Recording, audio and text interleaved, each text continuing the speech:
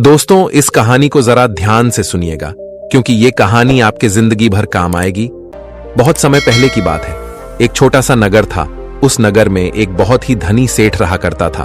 उस धनवान सेठ के पास कहने को सब कुछ था, किसी चीज की कोई कमी नहीं थी।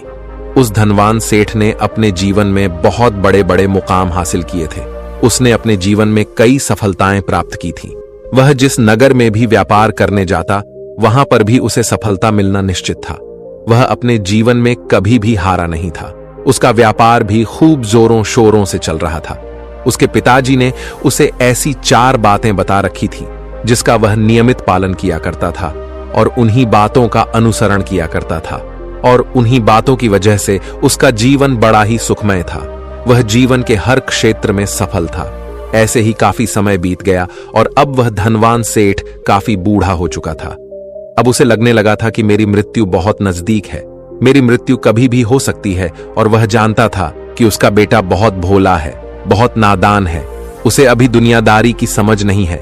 इसलिए उसने अपने बेटे को अपने पास बुलाया और अपने बेटे से कहा, बेटा, मैंने अपने पिताजी से 4 बातें सीखी थी और उन्हीं बातों को मैंने अपने जीवन में उतारा। उन्हीं के अनुसरण की वजह से आज मैं अपने जीवन में इतना सफल हूं, अपना जीवन सुखमय पूर्वक बिता रहा हूं। उन्हीं बातों की वजह से आज मैं इतना सुखी हूं, संतुष्ट हूं और इतना धनवान हूं। ना ही कभी मुझे कोई बीमारी हुई और ना ही मुझे कभी कोई धन की कमी हुई। और तुम देख ही पा रहे हो कि मैं इस नगर का सर्वश्रेष्ठ धनवान हूं। लेकिन आज मेरे पास जो कुछ भी है, मैं उससे संतुष्ट हूं, मैं खुश हूं। लेकिन मैं चाहता हूं कि तुम मुझसे भी आगे बढ़ो, तुम और नाम कमाओ, तुम और धन कमाओ, लोग तुम्हारे बारे में जाने, तुम्हें पहचाने। क्योंकि हमारा समय कुछ और था और तुम्हारा आने वाला समय कुछ और ही है। उस धनवान सेठ ने अपने बेटे को अपने और करीब बुलाया और उससे कहने लगा, बेटा, आज मैं तुमको दुनिया की ऐसी 4 महत्वपूर्ण बातें बताने जा रहा हूं जो मुझे मेरे पिताजी ने बताई थी, और इसी के कारण आज मैं इतना सफल हूं। यदि तुमने इन सभी बातों को अपने जीवन में उतार लिया, इनका नियमित तौर पर पालन किया, इनका अनुसरण किया, तो तुम भी अपने जीवन में बहुत धनवान बन जाओगे, अपने जीवन को बहुत सुखमय तौर पर बिताओगे। इन बातों के अनुसरण से ना तो तुम्हारे घर परिवार में कोई दुख आएगा और ना ही तुम्हारे व्यापार में कभी कोई परेशानी उत्पन्न होगी। इतना कहकर धनवान सेठ अपने बेटे को 4 बातें बताना शुरू करता है। वह कहता है, बेटा, सबसे पहली बात है काम पर छाव में जाना और छाव में आना। दूसरी बात, अपने घर के चारों तरफ चमड़े की बांध रखना। तीसरी बात, हमेशा खाने को मीठा करके खाना। और चौथी बात, अपनी पत्नी को हमेशा बांध कर रखना। इतना कहकर वह धनवान सेठ अब निश्चिंत हो चुका था। वह यह जानता था कि उसका बेटा बहुत भोला है। वह अपने पिता की बात अवश्य मानेगा और इन सभी 4 बातों को अपने जीवन में उतारे और इनका अनुसरण भी करेगा। देखते ही देखते कुछ महीने बीत गए और फिर एक दिन धनवान सेठ मृत्यु को प्राप्त हो गया। अपने पिता की मृत्यु के बाद उस धनवान सेठ के बेटे ने उन सभी 4 बातों को एक कागज पर लिख लिया ताकि वह उन्हें भूल ना जाए, और उन्हीं बातों को वह अपने जीवन में उतारने लगा। उन 4 बातों का अनुसरण करने लगा। सबसे पहली बात जो उसके पिता ने उससे कही थी, छाव में जाना और छाव में आना, तो उसने अपने घर से लेकर अपनी दुकान तक पूरे रास्ते पर एक टेंट लगवा दिया, क्योंकि उसके पास पैसा तो बहुत था और उसे कोई रोकने वाला भी नहीं था। जब भी कोई उससे पूछता कि आखिर तुमने ऐसा क्यों किया, तो वह उसके जवाब में बस इतना ही कहता कि मेरे पिताजी ने मुझसे ऐसा ही करने को कहा है। इसके बाद उसने अपने पिता की अगली बात का अनुसरण किया। उसने अपने घर के दोनों तरफ चमड़े की एक दीवार खड़ी करवा दी। इसे देखकर आसपास के लोग बहुत क्रोधित हो गए। वे लोग उससे झगड़ा करने पर भी उतर आए।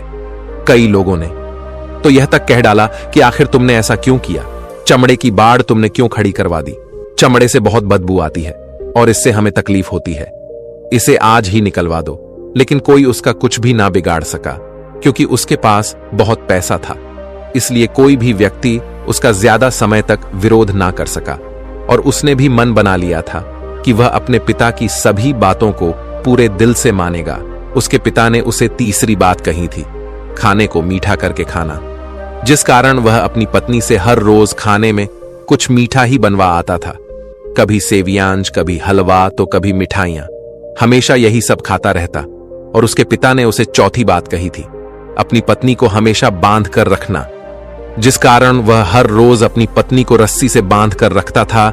ऐसे ही कई दिन बीत गए और देखते ही देखते अब वह सेठ के बेटे का जीवन धीरे धीरे बर्बाद होने लगा था, क्योंकि उसने अपने पिता की सभी बातों का गलत मतलब निकाला था और वह उसी के अनुसार उनका पालन कर रहा था। देखते देखते उसका उतना बड़ा व्यापार अब ठप होने लगा था। उसके यहां पर ग्राहकों की संख्या कम होने लगी थी, क्योंकि जब उसका मन करता तब वह दुकान जाया करता और जब उसका मन करता तो वह दुकान से वापस घर लौट आता। उसका अपने पिताजी के इस कारोबार में मन नहीं लगता था। इस कारण उसके सारे ग्राहक अब उससे नाराज होने लगे थे। उसके सारे ग्राहक अब एक एक करके उस दुकान को छोड़ते चले जा रहे थे। इस तरह उसका पूरा व्यापार अब ठप हो चुका था। जिस व्यापार को खड़ा करने में उसके पिताजी ने खून पसीना एक कर दिया था, उस व्यापार को उसने कुछ ही महीनों में पूरी तरह से बर्बाद कर दिया था। अब उसका धंधा बहुत कम हो चुका था, जिस कारण वह बहुत परेशान रहता था, वह बहुत चिंतित रहता था। और इसके साथ ही उसने अपने घर के चारों तरफ चमड़े की दीवार खड़ी करवाई थी। उस कारण आसपास पर बहुत गंदी बदबू फैल चुकी थी। इसलिए जो भी उसके आसपास रहते थे उन सभी ने वह घर छोड़कर कहीं और पर अपना बसेरा बसा लिया। चमड़े की बदबू के कारण अब उसके घर में भी कोई नहीं आता था। यहां तक कि उसके मित्र और रिश्तेदार भी उस घर में आने से कतराते थे। लेकिन अब भी उसे समझ नहीं आ रहा था कि आखिर यह सब हो क्यों रहा है। वह बहुत परेशान रहने लगा था और वह हमेशा मीठा भोजन किया करता था, जिस कारण उसका वजन बहुत ज्यादा बढ़ चुका था। और इस मोटापे के कारण उसके शरीर में ना जाने कितनी सारी बीमारियों ने अपना घर बना लिया था। आए दिन उसके घर पर वेद आने लगे थे। इन्हीं कारणों से अब उसका पैसा भी इन चीजों में बर्बाद होने लगा था। और अपने पिता की चौथी बात उसने मानी थी, वह थी अपनी पत्नी को बांध कर रखता, जिसकी वजह से उसकी पत्नी उससे नाराज हो गई और वह घर छोड़कर अपने मायके लौट गई।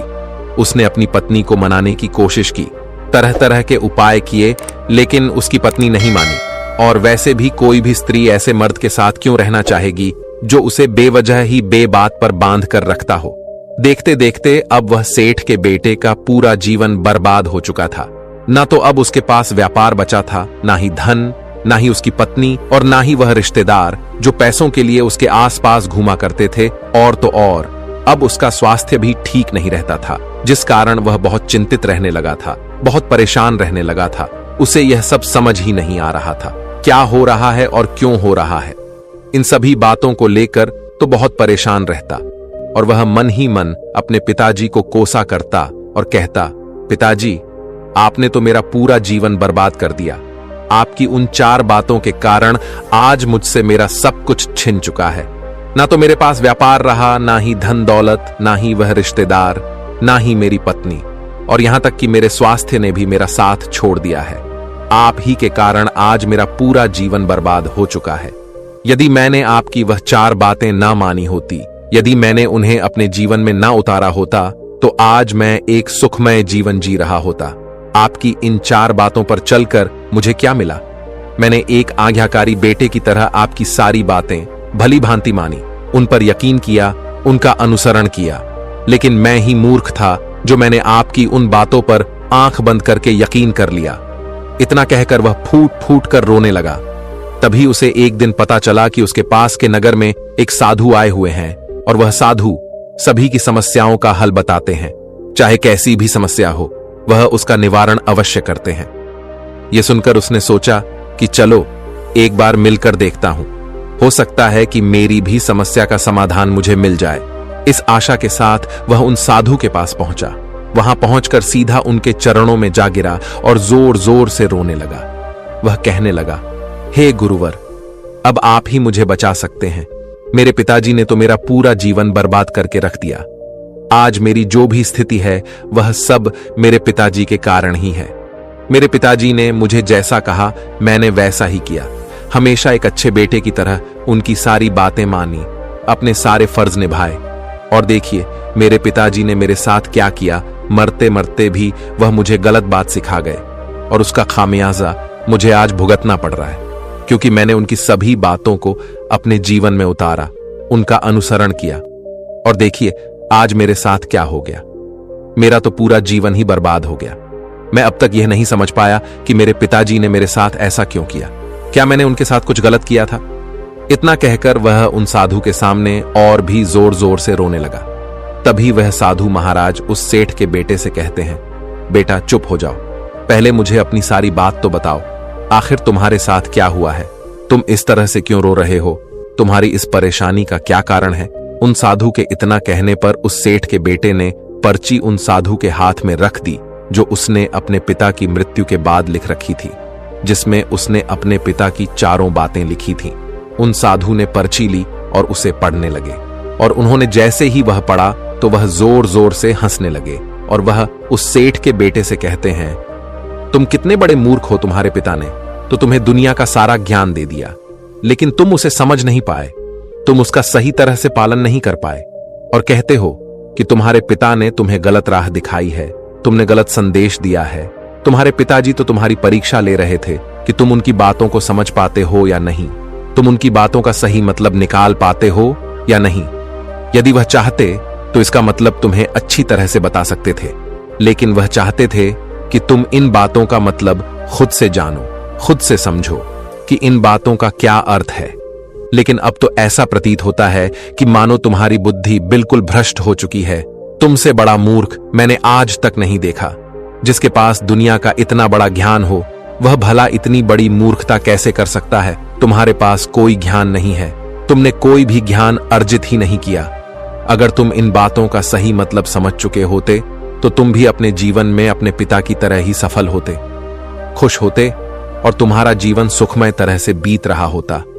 लेकिन तुम इतने बड़े मूर्ख हो कि तुमने अपने पिता की बातों का गलत मतलब निकाल लिया। उन बातों के मतलब के बारे में तुमने सोचा तक नहीं। उन्होंने जैसा कहा तुमने वैसा करना शुरू कर दिया। यदि तुम्हें उन बातों का अर्थ नहीं पता चल रहा था तो तुम किसी ज्ञानी से मिल सकते थे, तुम उससे उस बात का मतलब निकाल लेते। लेकिन जैसा तुमने अपने पिता की इन बातों को समझा है, इसका मतलब वैसा नहीं है। इस पर वह धनवान सेठ का बेटा कहता है, हे गुरुवर, आप क्या कहना चाहते हैं? क्या मैं अपने पिता की बातों को सही नहीं समझ रहा? और वैसे भी इसमें समझने लायक है क्या? उन्होंने तो सब कुछ साफ साफ ही बताया था और मैंने उन्हें अपने जीवन में उसी तरह से उतार लिया, तो फिर मैंने गलत क्या किया है? इस पर गुरुवर एक बार फिर मुस्कुराने लगे और उस सेठ के बेटे से कहते हैं, बेटा, यह जो बातें लिखी गई हैं, इन बातों के पीछे एक गहरा अर्थ है जिसे तुम समझ नहीं पाए। इसी कारणवश तुमने यह मूर्खता कर दी और इसी कारणवश तुमने अपना पूरा जीवन बर्बाद कर लिया। लेकिन अब भी कुछ नहीं बिगड़ा, अब भी तुम्हारे पास बहुत समय है। यदि तुम चाहो तो अब से मेहनत करके भी तुम अपने जीवन में एक बार फिर से वह खुशहाली, वश, समृद्धि सब कुछ हासिल कर सकते हो। इस पर वह सेठ का बेटा कहता है, ठीक है, कृपया करके मुझे उन चारों बातों का मतलब समझाइए। आखिर उन चार बातों का क्या अर्थ है? इस पर साधु सेठ के बेटे को कहते हैं, तुम्हारे पिताजी ने तुमसे कहा था, काम पर छाव में जाना और छाव में आना। इसका मतलब यह है सूर्य निकलने से पहले ही तुम दुकान पर पहुंच जाना और सूर्यास्त होने के बाद ही तुम वापस घर आना, जिससे तुम्हें दुकान पर अधिक से अधिक समय मिल पाएगा। तुम उस काम को अच्छी तरह समझ पाओगे, उस काम को अच्छी तरह से कर पाओगे, उस काम को बढ़ाने में तुम अपना दिमाग लगा पाओगे और तुम अपने काम में तरक्की कर पाओगे। लेकिन तुमने तो इसका गलत ही मतलब निकाल लिया। तुमने तो अपने घर से लेकर दुकान तक एक ऐसा टेंट लगवा दिया जिससे तुम छाव में आ सको और छाव में जा सको। अब तुम ही बताओ, क्या तुमने अपने पिताजी की इन बातों का सही मतलब समझा था? यह सुनकर वह सेठ का बेटा जोर जोर से रोने लगा और कहने लगा, हे गुरुवर, मेरी ही गलती थी। मैंने अपने पिता की इन बातों का गलत मतलब निकाला और इसी कारण वश आज मैं पूरी तरह से बर्बाद हो चुका हूं। मैं ही सबसे बड़ा मूर्ख था। मेरे पिताजी ने तो मुझे इतना महत्वपूर्ण ज्ञान दिया, लेकिन मैं उस हीरे को पत्थर समझ बैठा। आगे वह सेठ का बेटा उन गुरुवर से कहता है कि गुरुवर, दूसरी बात क्या है, उसका अर्थ क्या है? आगे गुरुवर दूसरी बात का अर्थ समझाते हुए कहते हैं, चमड़े की बाढ़ करवाना, इसका अर्थ यह है कि तुम अपने घर में कुत्ता या बिल्ली पालना। जब तुम अपने घर में कुत्ता बिल्ली पाल लोगे तो यह तुम्हारे घर की चारों ओर से रक्षा करेगा, जिससे तुम्हारी धन दौलत पूरी तरह से सुरक्षित रहेगी और तुम बेफिक्र होकर दुकान पर मन लगा सकोगे, बेफिक्र होकर दुकान के कामों को समझ सकोगे और तरक्की कर पाओगे। और तो और तुम्हारे मन में कभी यह भी डर नहीं होगा कि कहीं कोई चोर आकर मेरी संपत्ति न चुरा ले। चमड़े की बाढ़ करवाने का असली मतलब यह है, लेकिन तुमने तो चमड़े की बाढ़ करवाने का मतलब कुछ और ही निकाल दिया। तुमने तो अपने घर की 2 दीवारों को ही चमड़े से पूरी तरह से भरवा दिया, जिस कारण आसपास गंदी बदबू फैल गई। तुम्हारे आसपास के पड़ोसी भी अपना घर छोड़कर कहीं और चले गए। यहां तक कि तुम्हारे मित्र, तुम्हारे सगे संबंधी भी उस बदबू के कारण तुम्हारे घर पर आने से कतराने लगे। और अब हालत यह हो चुकी है कि ना तो तुम्हारे घर पर कोई आता है और ना ही कोई जाता है, और इसी कारणवश लोग तुम्हें नापसंद करने लगे। और तुम्हारी बर्बादी का यह भी कारण है। आगे सेठ का बेटा कहता है, हे गुरुवर, यह सब तो ठीक है, लेकिन यह खाने को मीठा करके खाना, इसका क्या मैंने इसका भी अर्थ गलत निकाला है क्या? मैंने तो अपने पिता की बातों के कहे अनुसार ही हर रोज मीठा खाया, और आज देखिए मेरा शरीर कितना वजनदार हो चुका है, जिस कारण मुझे अनेक प्रकार की बीमारियों ने घेर रखा है। क्या मैं इस बात को भी गलत समझ रहा था? इस पर वह साधु उस सेठ के बेटे से कहते हैं, हाँ, तुमने इस बात का भी गलत मतलब ही निकाला है। मीठा करके खाने का अर्थ यह है कि जब भी तुम्हें भूख तेजी से लगे तभी तुम्हें भोजन करना है, ना उसके पहले और ना उसके बाद। अन्यथा यदि तुम्हें भूख ना लगी होगी और तुम्हें भोजन मिल जाए तो तुम उस भोजन की कभी कदर नहीं करोगे। वह रोटी तुम्हें कभी मीठी नहीं लगेगी, फिर चाहे वह भोजन कितना भी स्वादिष्ट क्यों ना हो, चाहे भोजन कितना भी लाजवाब क्यों ना हो, तुम उसकी कदर कभी नहीं कर पाओगे, तुम उसका सम्मान कभी नहीं कर पाओगे। किंतु जब एक व्यक्ति को जोरों की भूख लगी होती है तो उसके सामने यदि तुम सूखी रोटी भी रख दो तो भी वह उसके लिए किसी पंचमेल से कम नहीं है। वह उसे प्रेम पूर्वक खाता है, उसका आदर करता है, उसका सम्मान करता है, और वह रोटी उसे मीठी लगती है। इसीलिए तुम्हारे पिताजी ने यह कहा था कि भोजन मीठा करके खाना, जिससे तुम्हारा स्वास्थ्य भी अच्छा रहेगा।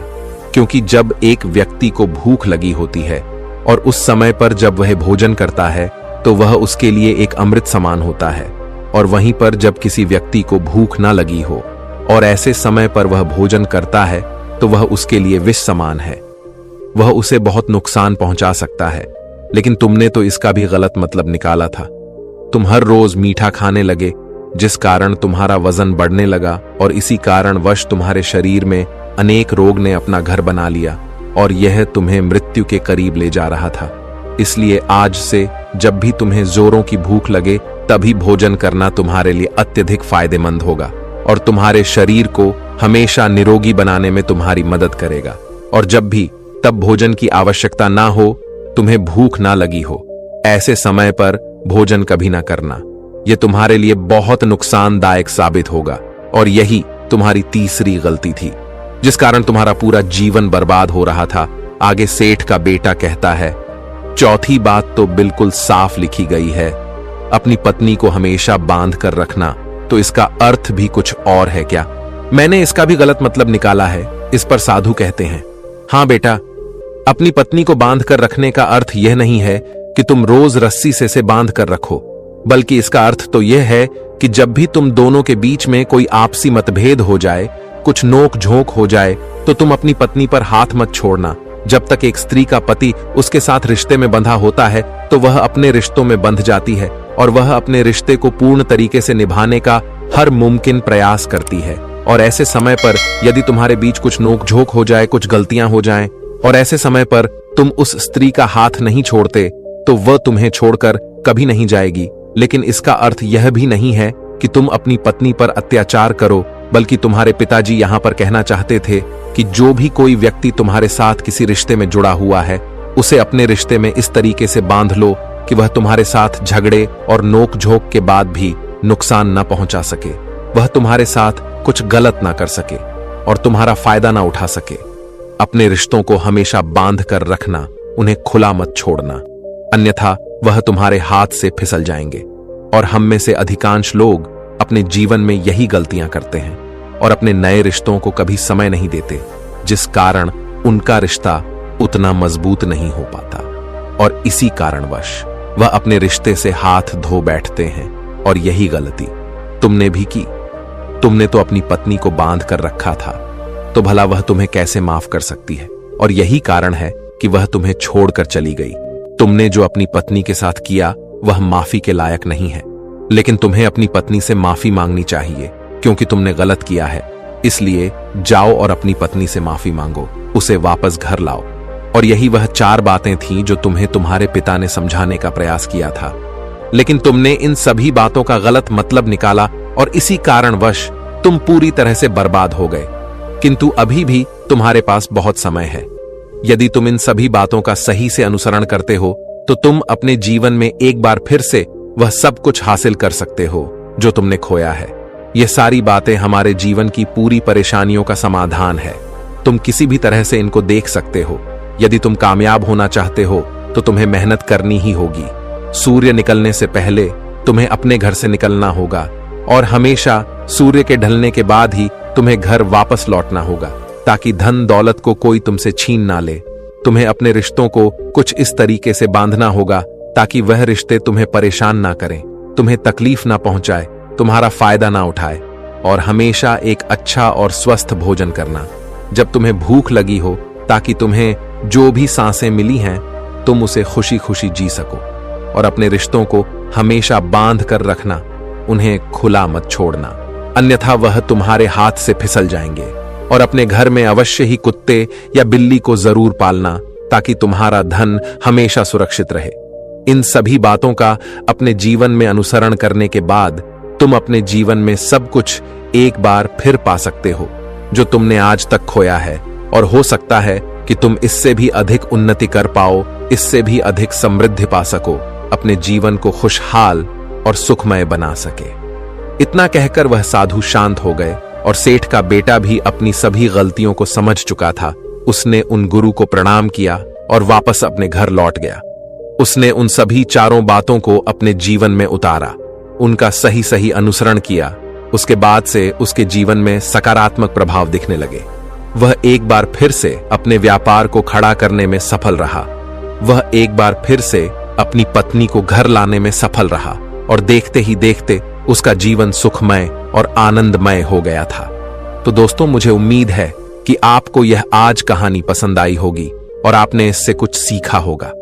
कहानी के बारे में अपने विचार आप हमें नीचे कमेंट बॉक्स में कमेंट करके बता सकते हैं। जाने से पहले वीडियो को लाइक करें और चैनल को सब्सक्राइब जरूर करें। तो चलिए मिलते हैं ऐसी ही कोई नई कहानी। तब तक के लिए अपना ख्याल रखें। धन्यवाद और नमो बुद्धाय।